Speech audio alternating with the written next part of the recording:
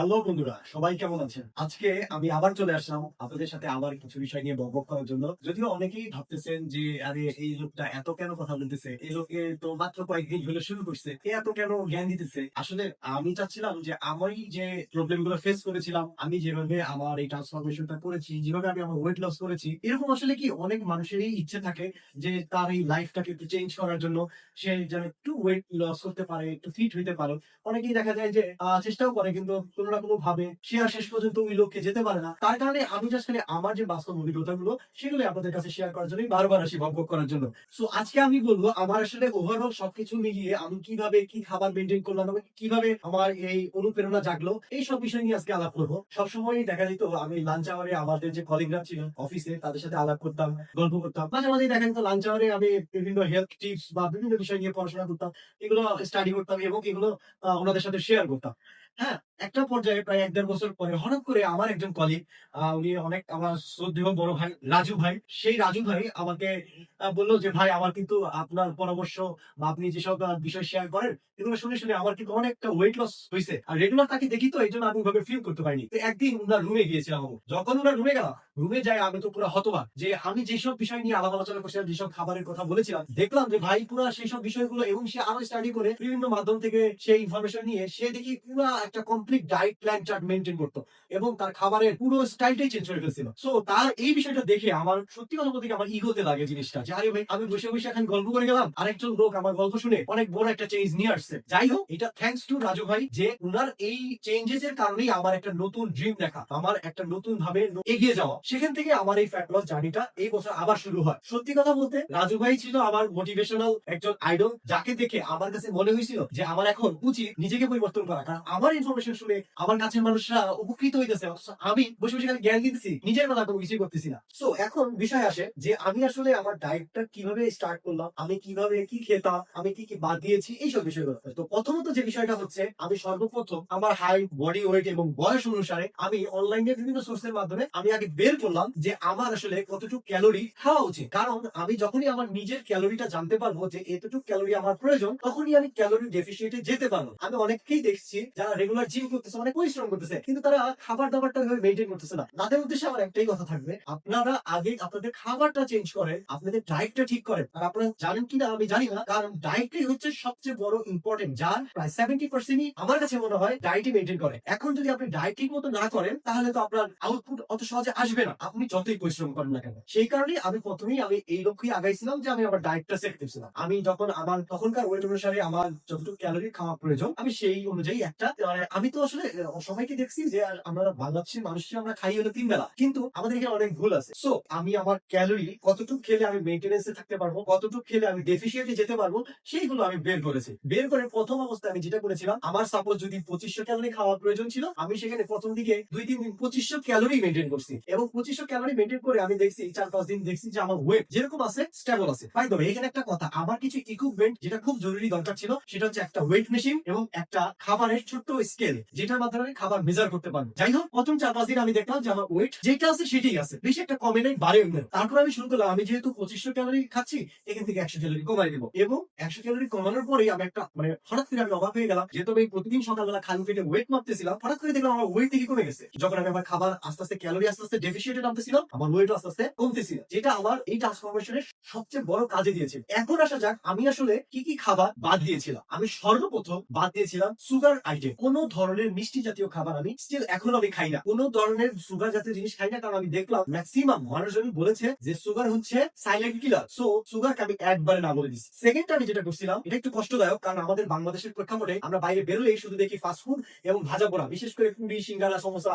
হ্যাঁ, এইগুলো হচ্ছে ডেঞ্জারাস জিনিস, যেগুলো আমি বাদ দিয়েছিলাম, একেবারে টোটালি অফ। আমি জাস্ট আমার ক্যালোরি মেইনটেইন করার জন্য যতটুকু খাবার খাওয়া প্রয়োজন ছিল আমি ততটুকুই খেয়েছি। এবং এখানে এক ধরনের খাবার খাওয়া উচিত হবে না, সেটা হচ্ছে যেই খাবারে সবচেয়ে বেশি ক্যালোরি ক্যারি করে সেই খাবারগুলো বাদ দিতে হবে। আর সবচেয়ে বেশি ক্যালোরি বহন করেই হচ্ছে হলো সুগার, আর হচ্ছে হলো এই ভাজা পোড়া খাবারগুলো। সো এগুলো অফ করে দিছি। এখানে আরেকটা বিষয় হচ্ছে, যখন আপনার আশপাশে সবাইকে দেখবেন যে সবাই খাচ্ছে, আপনার খাইতে মন চাবে। আমারও মন চাইছিল, প্রথম দিকে আমি মাঝে মাঝে ধৈর্য হারা হয়ে খেয়েও ফেলছি, কিন্তু আসলে হয়েছে কি, যখন আপনি খাবেন না, খাওয়ার পরে যখন পরের দিন সকালে আমার স্কেলে উঠে মাপবেন, তখন আপনার নিজের ভিতরে একটা গিল্টি বোধ আসবে, আরে এত কষ্ট করতেছি কি করলাম এটা। এটা যখন র্যান্ডমলি কয়েকবার হবে, তখন একসময় আপনার মাইন্ড স্ট্রং হতে থাকবে এবং আপনার মাইন্ড বলবে যে আপনি এত কষ্ট করে এই ঘন্টার জিনিস খায়া আপনার কি দরকার আছে ঘন্টা নষ্ট করা। এরপরে যে বিষয়গুলো হয়েছে, আমাদের অনেক দাওয়াত থাকে, অনেক ট্রিপ থাকে, অনেক ধরনের প্রোগ্রাম থাকতে পারে, সেই সব প্রোগ্রামে অ্যাটেন্ড করতে হয়। আমি প্রথমে যেটা করছি, আমি প্রথম দিকে এগুলো অ্যাটেন্ড করতাম, যেহেতু আমি ক্যালোরি ডেফিসিয়েন্টে আসি। হ্যাঁ, তারপর মাঝে মাঝে একদিন দুদিন করে ড্রপ করতাম, একদিন দুদিন করে খাইতাম। হ্যাঁ, যা খাইতাম, কিন্তু আলটিমেটলি যখন স্কেলে দেখছি ওয়েট বাড়তেছে, আমি প্রায় 7-8 দিন ধরে চেষ্টা করে 1 কেজি কমাইছি, একদিনে সেই 1 কেজি আমার বেড়ে গেছে বা 1.5 কেজি বেড়ে গেছে, আরো বেশি হয়ে গেছে।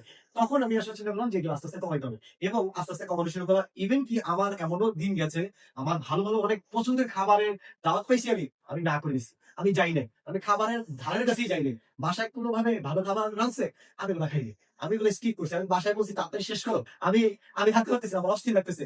হ্যাঁ, এগুলো বলে বলে নিজেকে স্ট্রং করছি, আস্তে আস্তে নিজে সেপারেট হয়েছি খাবার থেকে। এখন আসা যাক, আমি প্রথম যে 1-1.5 মাস তো আমি জিম করিনি, যাই করছি ফ্রি হ্যান্ড এক্সারসাইজ করছি, যেটা নর্মালি বাসায় করছি বা বাইরে আউটসাইডে হাঁটাহাঁটি, দৌড়াদৌড়ি, জগিং করছি। যখন আমি দেখলাম যে না, এখন আমার জিমে যাওয়া দরকার, কারণ জিমটা আসলে প্রয়োজন। আপনি যখন একটু মোটা থাকবেন, হেলদি থাকবেন, আপনার হুট করে যখন ওয়েট লস হবে, তখন দেখবেন আপনার বডির চামড়াগুলো ঝুলঝুলা হয়ে যাবে, ঢিলা হয়ে যাবে, আপনার বডির শেপ নিজের কাছে ভালো লাগবে না, টাইট ফিটনেস থাকবে না। যার কারণে আমার কাছে মনে হয় জিম নিয়ে যাওয়া উচিত। তবে আপনি চাইলে জিম ছাড়াও ওজন কমাইতে পারেন, আপনি চাইলে জিম ছাড়াও নিজেকে ফিট রাখতে পারেন, এটা পসিবল, এটা অসম্ভব বলে কিছু না, পসিবল, আপনি পারবেন। কিন্তু জিমে গেলে কি হয়, জিমে গেলে আপনার বডিতে একটা টোন আসে, আপনার নিজের কাছে একটা স্ট্রং ফিল হয় এবং আপনার নিজের কাছে একটা ভালো লাগে। আর সবচেয়ে বড় বিষয়, জিমে গেলে আপনার ডায়েট এবং আপনার ডিসিপ্লিনটা খুব সুন্দরভাবে আপনি মেনটেন করতে পারবেন। আর এছাড়া আরেকটা বিষয় আছে, ট্রেনার তো আছেই আপনাকে গাইড করার জন্য। এখন আমার যে বিষয়টা হয়েছিল, আমি মাঝে মাঝে হতাশ হয়ে গেছিলাম, মাঝে মাঝে ওয়েট বেড়ে গেছে, কমে গেছে, বেড়ে গেছে এবং অনেক বেড়ে গেছে, এমনও হয়েছে। আমি হতাশ হওয়ার পর আমি যেটা ধরে চিন্তা করছিলাম যে আমার ভাই এত এক্সট্রিম লেভেলে ব্যায়াম করার প্রয়োজন নাই, আমার এত এক্সট্রিম লেভেলে ডায়েট করার প্রয়োজন নাই, আমি খুব স্লোলি আগাই যেন আমি জিনিসটাকে ধরে রাখতে পারি। কারণ অনেকেই আমি দেখি যে এত পরিমাণে এফোর্ট দেয়, এত পরিমাণে পরিশ্রম করে, করার পরে 2-4 দিন পর বা 1 মাস 1.5 মাস করার পরে হতাশ হয়ে ছেড়ে দেয়। এই কারণে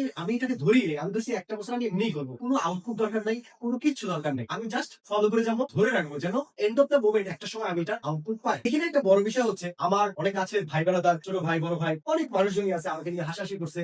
হ্যাঁ, আমাকে নিয়ে বলছে যে ভাই আপনি পারবেন না, আপনাকে দিয়ে হবে না, এরকম অনেক ধরনের হাস্যরসের তলে পড়েছি আমি। এটা সবারই হইতে হয়, কারণ আপনি যখন একটা ইচ্ছা পোষণ করবেন, আপনার ইচ্ছাটাকে অনেকেই ভাবতে পারে আরে কি বলে এগুলা, জোকারের মতো কথা বলতেছে, বলতেই পারে, কিন্তু অপোজিট সাইড থেকে যে রিয়াক্টটা আসবে, সেই রিয়াক্টটা অবশ্যই আপনার নিতে হবে পজিটিভলি। আপনি যদি পজিটিভলি নিতে পারেন, তাহলেই মনে করবেন ওইটা আপনার এনার্জিতে কনভার্ট হয়। এটা আমার ক্ষেত্রে ঘটছে, আমার ভাই বোনেরা দ্বারা অনেক টিকেট বসার করছে এবং সেইটাই আমার পরবর্তীতে এনার্জি হয়ে দাঁড়িয়েছে এবং আমার আরো স্ট্রেংথ বাড়ছে যে আমাকে কথা বলছে, ঠিক আছে আমি করে দেখাবো, এবং এইভাবে করে আমি মোটিভেটেড হয়েছি। এই জন্য ওই ছোট ভাই বোনেদেরকে আমি অনেক থ্যাংক ইউ জানাই যে আমাকে এইভাবে ডিমোটিভেট করে আমার স্ট্রেংথ বাড়ানোর জন্য। Thank you so much. একটা জার্নিতে আপনার চলতে হলে অবশ্যই বিভিন্ন প্রতিবন্ধকতা আসবে, বিভিন্ন কষ্টের বিষয় আসবে, অনেক কিছুই আসবে। আমার যে হয়নি তা না, আমারও হয়েছে। আমি যখন আমার এই ফ্যাক্টর জার্নিটা শুরু করেছিলাম, তখন আমার একটা পর্যায়ে মনে হয়েছিল এটা আসলে আমি বেশি করে ফেলতেছি, আমার দ্বারা এটা সম্ভব না, কারণ ফ্যামিলির এত প্রেশার, হ্যাঁ, জব করতেছি, পার্সোনাল অনেক ধরনের ঝামেলা আছে, এই সবকিছু মিলে একটা পর্যায়ে মনে হইতেছিল আমার এটা ছেড়ে দেওয়া উচিত, আমার আসলে এভাবে হচ্ছে না, এত এফোর্ট দিতে পারতেছি না। কিন্তু মাঝে মাঝে আবার দেখছি যে না, ফ্যামিলি আবার ভালোই সাপোর্ট দেওয়া শুরু করছে, যখন দেখছি যে আমি অনেক পরিশ্রম করতেছি, যখন ফ্যামিলির সাপোর্টটা চলে আসে পুরোপুরি ভাবে, তখন এই প্রসেসটা আরো গো ফরওয়ার্ড হয়। ঠিক সেইভাবেই আমি অনেক প্রতিবন্ধকতায় পড়েছিলাম এবং সেই প্রতিবন্ধকতা থেকে আবার আস্তে আস্তে বের হয়ে আসতে পারছি, যার কারণে আমি আজকে এতটা চেঞ্জ আমাকে করতে পারছি। আমার এই ওয়েট লস জার্নিতে আমি বেশ কিছু জিনিস, খালি যে আমার ওজন কমাইছি ব্যাপারটা তা, আমি বেশ কিছু জিনিস পরিবর্তন পাইছি। যেমন আগে একটা বিষয় ছিল, আমি বাইকে যাতায়াত করতাম সবসময়, এমন একটা সিচুয়েশন তৈরি হয়ে গেছিল যে আমি 2 মিনিটের রাস্তাও আমি হাইটে যেতাম না, বাইক নিয়ে যেতাম, আমার কাছে অলসতা লাগতো, কষ্ট লাগতো। হ্যাঁ, আমি অফিসে দেখা যেত যে ম্যাক্সিমামই সাপোর্ট বা ম্যাক্সিমাম কাজকর্ম আমি চিন্তা করতাম যে বসে বসে করি, আমার তো বসেই সমাধান করা পসিবল, কি দরকার যাওয়া। হ্যাঁ, আমার দেখা গেছে যে অফিসে যে সবসময় লিফট ইউজ করতাম, লিফটের জন্য আধা ঘন্টা দাঁড়ায় থাকবো, কিন্তু সিঁড়ি দিয়ে যাবো না।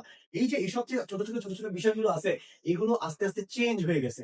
আমার স্ট্রেন যখন বাড়া শুরু করছে, আমার ওয়েট যখন লস হয়েছে, আমার শরীরের ভিতরে একটা ফুলফুলা মেজাজ তৈরি হয়েছে, সবকিছু মনে হয়েছে আরে এটা তো আমি ইজিলি পারি, আমি লিফট ছাড়া সিঁড়ি দিয়ে উঠতে পারি, আমি এখন 10-15 মিনিটও যদি হাইটে কোথাও যাইতে হয় আমি সেটাও যাইতে পারি, এবং আমার এনার্জি পরিমাণ বাড়ছে, আমার ব্রেন সক্রিয় হয়েছে, আমার মেধা বাড়তেছে, এবং সবচেয়ে বড় বিষয় আমি অনেক রিল্যাক্স ফিল করতেছি। অনেক সময় দেখা যেত অনেক ছোট ছোট বিষয় নিয়ে আমি অনেক হতাশ হয়ে যেতাম, তো এই জিনিসগুলো না কেন জানি আস্তে আস্তে পরিবর্তন হইতেছে, যেটা আসলে আমার কাছে মনে হয় একটার সাথে একটা পুরোপুরি রিলেটেড। যে এই ওভারঅল এইসবের ভিতরে আমার লাইফ স্টাইলটা পরিবর্তন হয়ে গেছে, আমার খাবারের ধরন পরিবর্তন হয়ে গেছে, আমার শারীরিক বিভিন্ন বিভিন্ন সমস্যা দূর হয়ে গেছে।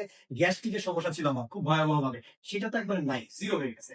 হ্যাঁ, এছাড়া আরো টুকিটাকি যে ঝামেলাগুলো ছিল এগুলো সব চলে গেছে এবং আমি ফিল করতেছি আমার রোগ প্রতিরোধ ক্ষমতাও বেড়ে যাচ্ছে। পরিশেষে বলা যায় যে আমার আপনাদের প্রতি অনুরোধ থাকবে, আপনারা অবশ্যই যদি টার্গেট নেন যে একটা ট্রান্সফরমেশন করবেন বডি, তাহলে অবশ্যই ধৈর্য ধরে চালায় যাবেন। বিভিন্ন প্রতিবন্ধকতা আসবে, বিভিন্ন সমস্যায় পড়বেন, কিন্তু আস্তে আস্তে একটা সময় রিকভারি হয়ে যাবে এবং আপনার বডিটাও ডেভেলপ হয়ে যাবে, আপনি একটা সুন্দর ফিটনেসের অধিকারী হবেন। আর আরেকটা বিষয়, আমি আসলে এটা পার্সোনালি আমার মতামত, আমি অনেকেই দেখি জিমে যায় উল্টাপাল্টা ব্যায়াম করে। হ্যাঁ, ট্রেনার দিছে একটা, উনি আশপাশের মানুষের অ্যাডভান্স ব্যায়াম দেখে উল্টাপাল্টা ব্যায়াম করতেছে, 3 মাসে বডি বানায় ফেলাবে, 2 মাসে বা 1 মাসে, 1 সপ্তাহে। আপনার বডি, যেটা বলি আমি, একটা বডি এমনিতে হয় না, অনেক সাধনা করে একটা বডি তৈরি করতে হয়। যাদের আছে তারা জানে যে কতটা এফোর্ট প্রিভিয়াসলি তারা দিয়েছে, যার কারণে আজকে সেই এই দিন দেখতেছে।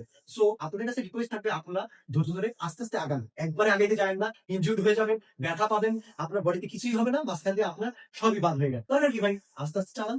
আরেকটা বিষয় হচ্ছে, আপনার সকাল আগে ফোকাস রাখতে হবে আপনার ক্যালোরি ডেফিসিয়েন্টের ভিতর।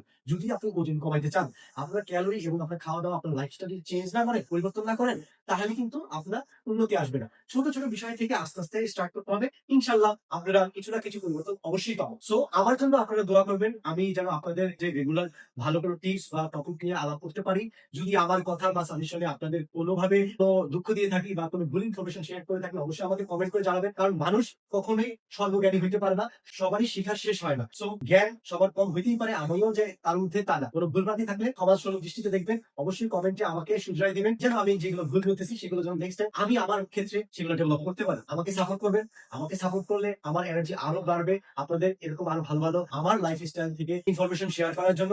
সো আমার নেক্সট ভিশন থাকবে, আপাতত এখনো ফ্যাট লস এবং হালকা পাতলা মাসল গেইনের মধ্যেই আছে। দোয়া করবেন যেন আমি একটা ভালো ফিটনেস নিয়ে আসতে পারি নিজের জন্য। আজকের মতো এতটুকুই, সবাই ভালো থাকবেন, আল্লাহ হাফেজ।